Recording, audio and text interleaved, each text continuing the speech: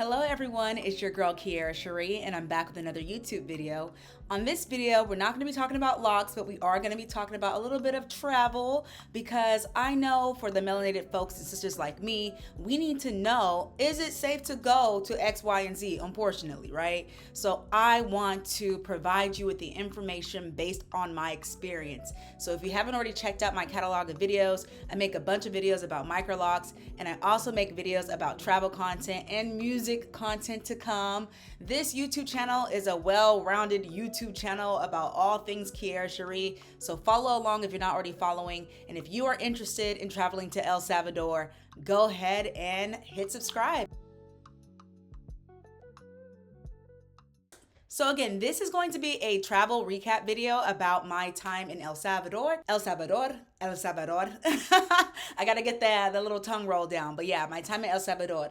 Do not roast me, okay? I'm trying, and that should be just appreciated enough, okay? Let's just get out of the way. Is El Salvador Black people friendly? The answer to that is yes, very much so. Oh my gosh, one of the most beautiful places I have ever been. The people, the food, the activities. Oh my gosh, I would say El Salvador is one of the top 3 places I've been, and I've been to quite a few places. And El Salvador will always have a special place in my heart. So when did I go? So I actually went last October for my birthday. I am a Libra. My birthday's coming up. But yeah, last October, my twin sister and my husband and I went to El Salvador to celebrate, and it was a blast, okay? So we stayed in their beach town called El Tunco, and we stayed in the hotel Boca, Olas. And when it comes to that location in particular, I think it's great for anybody that's never been to El Salvador. It's your first time there, because it's just such a walkable area, and there's so much to do in that little strip, in that little area. There's nightclubs, there's beach nightclubs. There are a lot of things to eat around the area. Traditional El Salvadorian food, right? There's also great seafood because it's right along the water as well. Great local spots to eat. I personally felt very safe. We walked around multiple times throughout the day. I was in a small group, which I think always accounts for the elements of safety, but I did see a lot of security out, and it was just a great time. What was really cool about when we first got there, we weren't able to actually check in right away. We kind of got there 3 hours before check-in, so walking and exploring the local shops was a lot of fun. I spontaneously saw a spot where I can get a pedicure, and I desperately needed one. So ladies, if you need a pedicure, you didn't get your pedicure before your flight, no worries. There's this great spa called Vera Luna Spa. And you know what? That was actually the first place I've gone to where there was a bunny there, a really friendly bunny. A rabbit or bunny? It was big, but it was cute. It was cutesy, and it was very, very friendly. And it liked me. The footage does oblige, and the footage does agree. So as far as Boca Olas, would I recommend them? I would say it was okay. You know, I would say if you're looking for a place that's central and walkable to a bunch of different spots, it's great. There is a river view there, so you're not like right on the beach or right by the beach. The river view is okay. Different times of the day, the river looks better than others, as expected. One thing I will say about El Tunco is, at least where we were at, the beach, there weren't too many places to sit. It's a really rocky beach, so if you're not trying to lounge out on the beach all day, I think it's great. But if you're trying to like lounge out on the beach, I would say El Zonte is a great area to stay. I don't think El Tunco is the place to stay if you want like a really beachy lounge around experience. Although the beach there is beautiful for sunsets and things like that, it's a really rocky beach. If you want to lounge there and you're looking for like, I don't know, rock therapy, then maybe it will work, you know, pressing against your spine. But you know, being a California girl, it's not like a loungy beach, okay? I would say if you want that loungy experience, definitely go a little bit further up to El Zonte, which is not too far from El Tunco, or I would say Mizada. There's this really beautiful spot in Mizada, which I'll talk about when I talk about the activities soon, but they do have one of the most beautiful beaches I've seen. It's a black sand beach. Definitely lounge friendly, some of the most beautiful views of the horizon. If that is your vibe, I would say El Tunco isn't that place for you. I think El Tunco is great for your first time to El Salvador because there is so much to do right in the heart of everything. So if you're someone that likes to get steps in, you're someone that you don't want to have to get like a rental car, you want to stay in one place, El Tunco is great for that. I personally would recommend hiring a driver. You don't want to carry the load of driving around. You really just want to take in the views. And so hiring a driver is best. And there's some really affordable rates out there. And you'd be contributing to the economy out there and, and just helping the folks out there. I definitely think you should hire a driver. I have a driver that was super friendly, super professional, super flexible, and I have their details in the description of this video. 5 stars across the board. Like, I literally feel like if I ever go back, I almost have someone, a part of my family that I can hit up, and that's what I would say is amazing about El Salvador. Like, all the people that I've met, I felt just so accepted by. So yeah, my recommendation would be to hire a driver. But if you're on a budget and you don't mind driving around, then yes, get the rental car. Some of the activities we did, oh my gosh, we squeezed a lot into the 4 days we were there. We went to Santa Teresa Hot Springs, which was really one of my favorite days because you can just spend all day at the hot spring. There's like several different hot spring pools and they all vary by different temperatures. You can get like a mud bath massage if you want, and it's not too much extra. I think it was only $10, I think, to participate, which is super cool and super cheap because, if you're in LA and you want a day like that, you're paying like $150. I personally enjoyed it. I really felt connected to nature. We also did go clubbing. So my favorite club was right by Boca, Olas, not too far away, not even a mile walk. I think it was maybe a half a mile walk at maximum. And it was called La Bonita Beach Club. That was a beautiful place, and I really, really, really appreciate the staff.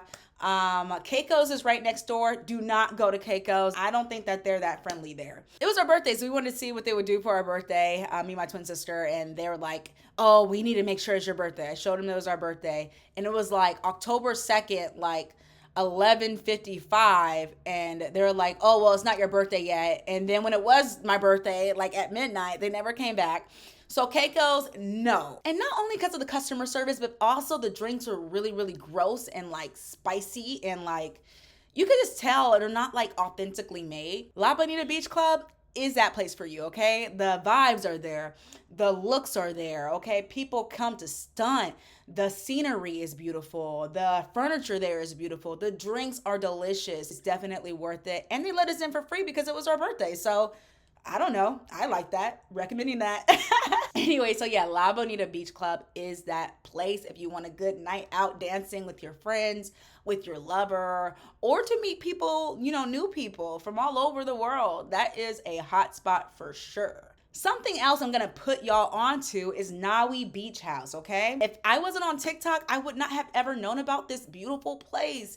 It is a place that you can stay. So if you're looking for more of a lounge, beachy, I guess more of a luxurious stay, Naui Beach House does have this hotel a part of it, but we just went on their day pass and it was really, really cool. The food was delicious. We rode horses on the beach. Oh my gosh, it was so much fun. Probably one of the most magical days. I know I said Santa Teresa Hot Springs. Oh my God, I really don't know. I don't know. It was just so fun. Every day there was something fun to do. If I ever go back to El Salvador, I might stay there. Okay, so last activity that I want to share with you. This one is infamously known, Cafe Albania. That place was a vibe. It felt like a playground for adults. And although it's family friendly, it's just, I don't know. I felt like a kid again. There are so many different things you can do there. You can ride bikes on this little line that I didn't do that because it looked really, really scary. Me and my sister got in these little hamster wheel things, and I literally almost passed out in there. If you're not a daredevil, don't do that. Just go for the drinks, go for the tree house, go for the vibes, maybe ride on that little slide there. Wait. Not little at all. That slide was humongous. The biggest slide I've ever gone down, and I had so much fun. But oh my gosh, it was kind of a really quick drop. But if you're a daredevil and you want some thrills and you want the chills and you want your goosebumps to pop up, that is a place for you. Or if you're just like tagging along with a friend, you don't have to worry about paying for all those extra activities. Maybe you just want to do a cutesy little swing and get some cute pictures. That is a place for you. I had so much fun at Cafe Albania. Was it my favorite activity? No. It's crazy because younger me, I would have loved all of that. Oh my gosh, I used to do parkour, y'all. I used to be climbing stuff, jumping off of stuff, daredevil galore. But like older me, I'm like, just take me back to the hot springs. Take me back to Maui Beach House. But I have fun.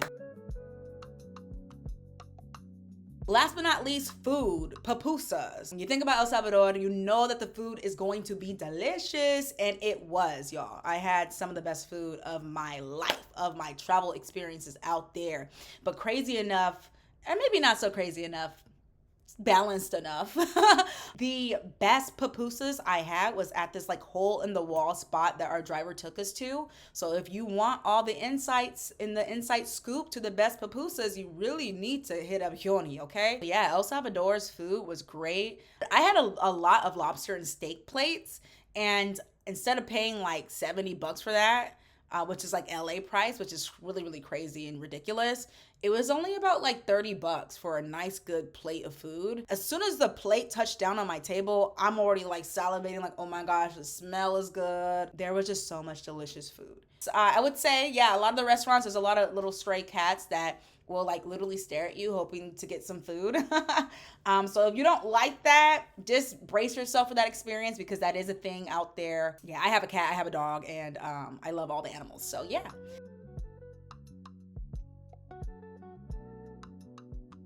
How would I rate my trip to El Salvador? Honestly, I would say 4.7 out of 5.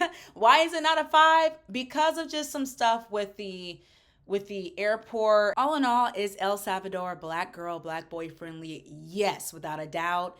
When you go with an open mind, talk to the people, get to know more about the culture, get to know about the history. You'll be surprised to learn how we're really not all that different after all. You know, there's a lot of similarities when it comes to the things that we've dealt with as a culture, you know, and so really go with a curious mind. If you want a great, trusted driver, Yoni's details are in the description. All in all, you're going to love El Salvador. It's definitely one of my favorite places I've ever gone, and I do plan on going back. And that's how you know that's a good place. I always want to go somewhere different, okay?